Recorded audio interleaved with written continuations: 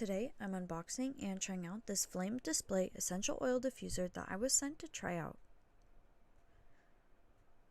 Inside of the box, you receive the instructions manual, a power cord, and the oil diffuser.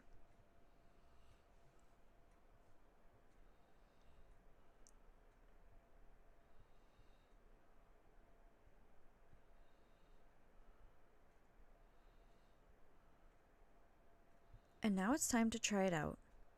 To use, simply add water to the diffuser while staying below the max fill line, along with a few drops of your favorite essential oil.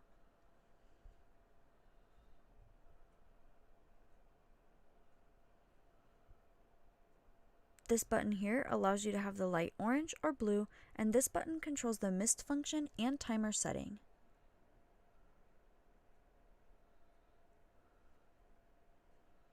And as you can see, this diffuser creates a really cool flame style effect.